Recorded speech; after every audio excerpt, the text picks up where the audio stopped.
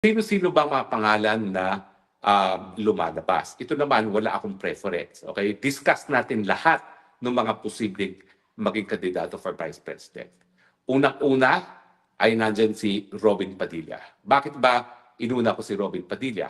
Well, unang-una, nakikita natin na vibe sila ni VP Sara. Nakita ko talaga na tinuturing ni VP Sara na matalik na kaibigan si Robin Padilla. At sa tingin ko naman, walang kaduda-duda ang katapatan ni Robin Padilla kay VP Sara. Ang only issue siguro dyan ay hindi ko nasasabihin kung ano yon, pero may konting issue dyan. Pero sa tingin ko, by and large, yung kanilang mga interpersonal relations ay tamang-tama. Na pagdating naman sa politika, si Robin ay taga Luzon, kung saan kinakailangan ng additional support ni Inday Sara, maibibigay yan ni Robin. Dahil siya nga ay taga Baguio, Region 1 din, at saka popular dyan sa Metro Manila at saka sa Balance Luzon. Sa katunayan, yan ang dahilan kung bakit nag-number 1 siya nung muling takbo niya sa Senado. Now, so in terms of two criteria, interpersonal, tulong sa kampanya, nandyan si Robin Padilla. Pero marami nagsasabi, paano naman kapag may nangyari kay BP Sara, talaga bang kaya ni Robin Padilla magpatakbo ng bansa bilang isang presidente? Well, hindi sana natin mamaliitin si Robin Padilla dahil nakita naman natin na bagamat siya isang artista, bagamat siya hindi rin natapos ng pag-aaral sa, ewan ko ba kung natapos siya, no? Pero anyway, hindi naman talaga siya kilala bilang isang intelektual. No?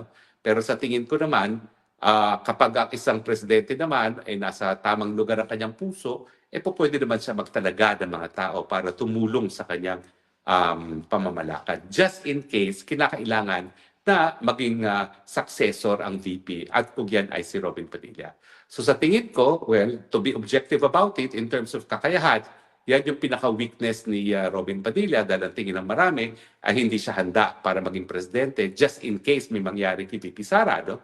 Pero sa tingin ko naman, dahil bata si Inday Sara, malakas, at kung siya naman ay maging presidente, magkakaroon siya ng Presidential Security Group, walang dahilan para tayo mag-alala sa seguridad ng buhay ni Inday Sara.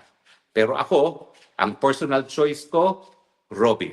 Bakit? Dahil tingin ko, kinakailangan balansehin yung tigas at tapang ni Inday Sara ng puso na meron naman si Robin Padilla. At siyempre, pagdating naman sa eleksyon, hindi magiging bit-bit, hindi cargo si Robin Padilla sa Visayas at Mindanao dahil ang Visayas at Mindanao naman dadalhin si Robin Padilla dahil pinatunayan niya yung katapatan niya kay Tatay Digong.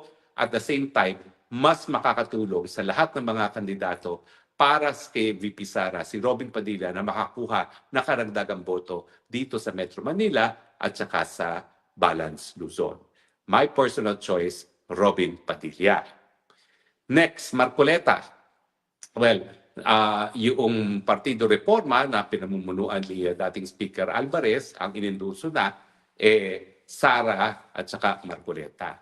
Siyempre, si Marcoleta, nakasama ko po yan sa Mababang Kapulungan, nakasama ko yan sa Unity bago siya magbitiw, at ako yung nagbigay ng legal advice na pwede siyang magbitiw pa rin bilang kandidato bilang Senado at tumakbo muli bilang party list na tinanggap naman niya yung aking legal advice. So sa tingin ko, pag siya naging presidente, kikilalanin niya yung ating kakayahan na bilang isang abogado at law professor at bibigyan niya tayong pagkakataon din no, na manilbihan dito sa larangan ng batas.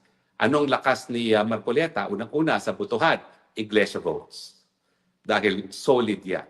Hindi ko talaga alam kung ilan ang botante ng Iglesia, pero may mga nagsasabi mga 3 million. Kaya daw hindi nag-endorso ng full 12 states the last time kasi kapag nag-endorso sila ng 12, magiging malabnaw ang boto kay Marcoleta. No? Kaya 7 lang ata yung inendorso nila para maging concentrated yung kanilang boto. Kasi ganoon yun kapag hindi ko kumpletuhin ng 12 at ang binoto mo ay 7 lamang, magkakaroon ng multiplier effect. No? At umepekto naman yung strategiya na yan at naging senador nga si Senator Marcoleta. Pero sa tingin ko, hindi lang Iglesia naging dahilan para siya ay naging senador. Yan ay dahil din dun sa matinding suporta na ipinakita niya kay Duterte sa panahon na kinakailangan ng suporta ni Duterte. At sa tingin ko, yan din ang dahilan kung bakit kung si Marcoleta ang tatakbo, talaga ang solid DDS naman ay susuportahan din siya. Pero ang katunayan po, bagamat nandyan ang Iglesia ni Cristo sa likod ni Marcoleta, hindi kasing lakas ang boto na makukuha ni Marcoleta kung ikukumpara mo kay Robin Padilla, at yan naman po ay pinapatunayan dun sa botong nakuha niya bilang isang senador. Ibig sabihin, si Inday Sara magdadala kay Marcoleta sa Visayas, Mindanao at pati sa Luzon, bagamat ang talagang bulwating suporte ni Marcoleta ay magagaling sa Iglesia ni Cristo at sa DDS. Okay? Now, ang ang tingin ko lang diyan, kasi ang tingin ko ang Pilipinas tatlo ang naghahati ng boto. Dilao, Marcos, Duterte. Ngayon, mas maraming Duterte dahil dun sa sentimiento na inapi si Tatay Digong nang siya ikinida papunta ng Hague. Dati, estimate ko dyan 30-30 equal. Ngayon, hindi na. Tingin ko, 40% ang Duterte, tapos yung natitirang 60 hindi hati. Tingin ko, bawas ang Marcos. 20 ang Marcos at saka 30, hindi, sabihin na lang natin 25 ang Marcos, tapos ano ba yung balance? Sabi ko 40 ang 30 tirang 60, tingin ko 35 ang Dilawan, tapos 25 ang Marcos. Pero siyempre, ibig sabihin yan, hindi pa rin po pwede na hindi tayo makakuha ng boto sa ibang beauty parlor, tinatawag nila. Kinakailangan makakuha tayo ng boto either dun sa mga loyalista ni Marcos o sa Dilawan. At sa tingin ko, mas malaki ang pagkakataon na makakuha tayo ng boto sa mga Dilawan. Bakit? Kasi nung minsan, Dilawan naman si Tatay Digong at ang kanyang nanay. Sinuportahan nila si Cory Aquino laban kay Marcos. Pero in any case, yun ang naging liability ni Marcoleta, no? Na mas mahirap siyang manalo kung merong malakas na kandidato na vice president ng oposisyon.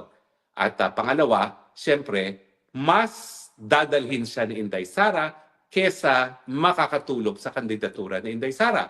Pero pagdating naman sa paninindigan, sa tingin ko, malinaw na ang Marcoleta hindi magdadasal yan na mawala ang presidente para siya maging presidente laban. Siya na talaga magiging kapartner at katunggali. Hindi katunggali, kundi kapartner. At ano ba yung Tagalog sa kapartner? Magiging kapit-bisig sila sa kanilang liderato sa ating bayan. Pangatlo, Mangga Aimee. Naku po, kapag kinuha ni VP si Mangga Aimee, ako talaga tinuturing ko mga kaibigan si Mangga Aimee dahil ako naalin sa kanya, never a dull moment, no? At saka masarap ang pagkain, hindi naman ako mababaw kaligayahan. Pero sa tingin ko, maraming DDS ang hindi susuporta dyan. Kasi nga hindi nila mapapatawad na ang Marcos pa rin ang nagpadala sa dahil kay Tatay Digong. Matapos na ipalibing na Tatay Digong si Marcos Sr. sa libingan ng mga bayani.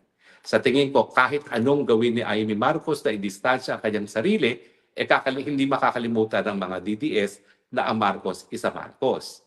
At bukod pa dyan, I doubt if the loyalistas, if the yellows, yung mga pink at saka yellows, ay susuporta sa kanya. Although, ngayon, ang usapin para manalo nga ang mga katunggali ng Duterte, kinakailangan magsanib puwersa ang Marcos at ang Dilao. Kaya nga, nagkakaroon ng pagpupulong itong si Marcos Jr. at si Lenny at maraming haka-haka na baka nga magsanib puwersa sila. Pero pagdating naman kay Aimee, hindi ito yung branch ng Marcos na sasanibang puwersa ng Dilawan.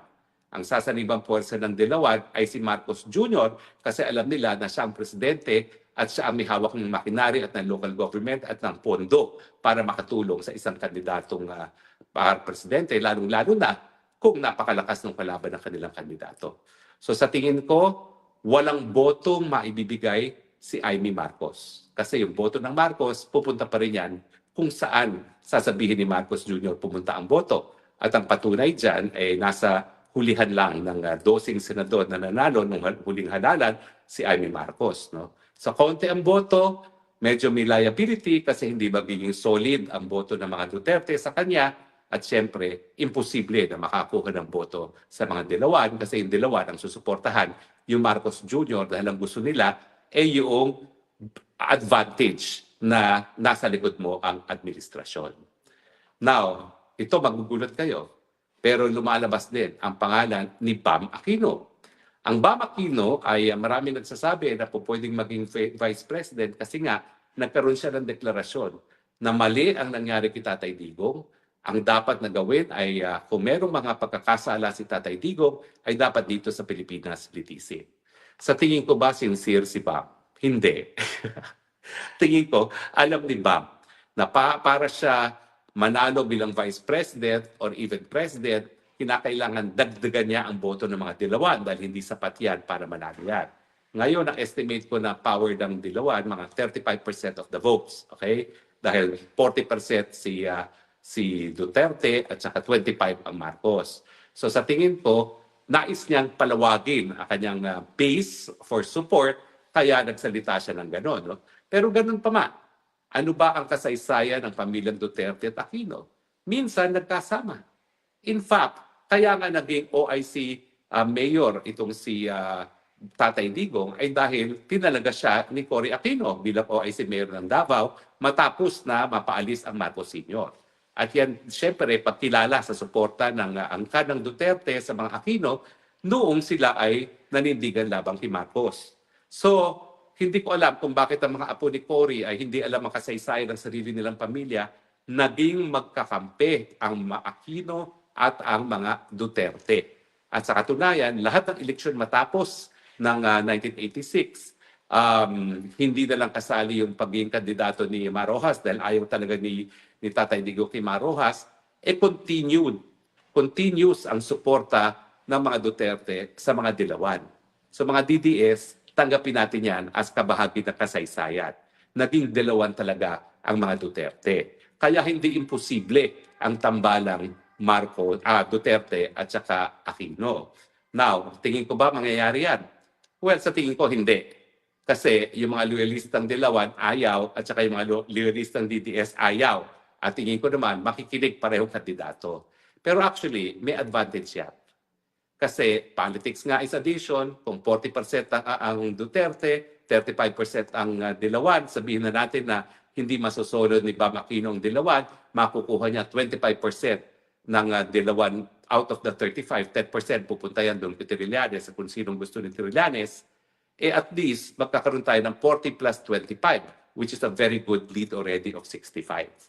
So politically, it makes sense kung magkakaisa ang Duterte at ang Aquino.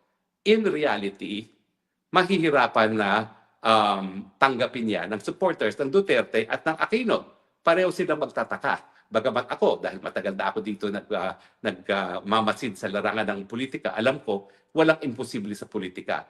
At sa tingin ko nga, kung ang pag-uusapan ay yung pagpapalawig ng base of support, it makes sense na magkaisa ang Duterte at ang Aquino, kaya lang ang realidad, yung mga supporters nila, mahihirapan tanggapin yan. So, parang hindi rin yan mangyayari. At bukod pa dyan, walang personal vibes si VP Sara kay Bob. Napakahirap naman na tumakbo sa pangalawang pagkakataon na walang personal vibes. Kasi nung tumakbo naman si Inday Sara with the Vangang, ang personal vibes niya ay kay Aimee. Si Aimee na binaliwala ka agad matapos na manalo ang unit team na pati si Aimee nagulat sa naging kapalaran niya na outsider siya sa sariling administrasyon na siya ang bumuo dahil siya naman talaga ang author ng unit team na yan. So, hayan po ang apat na sa tingin ko na pagpipilian ni VP Sara bilang Vice President. Lahat po yan merong plus and minuses. Ang personal bias ko in favor of Robin Padilla, pero sa akin, hindi ko pa rin sinasabi na imposible ang Duterte Aquino, lalong-lalo na sa realidad na nung minsan naging magkakampi ang Duterte at ang Aquino, and siyempre, politics is addition, yan po ay garansya na yung karamihan ng mga dilaw makukuha ng boto ni Inday Sara Duterte. At kailangan nga natin pong makuha yung mas maraming boto dyan kasi dadayain tayo ng mga Marcoses. At dahil tayo dadayain, kinakailangan maging napakadaming boto ni Inday Sara. Kung kakayanin 50 million votes yan, dapat makakuha ng 50 million votes si Inday Sara Duterte. Agree ba kayo o disagree? Well, komento lang po kayo dyan, ha? Dahil importante rin sa akin ang inyong mga komento, bagamat ang bilis-bilis po kasi ng pagdaan ng mga komento, hindi ko na nababasa. Anyway, maraming salamat po sa inyong patuloy na pagtangkilik Abangan ang susunod na kabanata dito po sa Spokes Hour. Meanwhile, ito po yung Spokes ng Bayan nagsasabi, I love you, Philippines. You're the only country that I have. You're the only country that I will love. God bless the Philippines.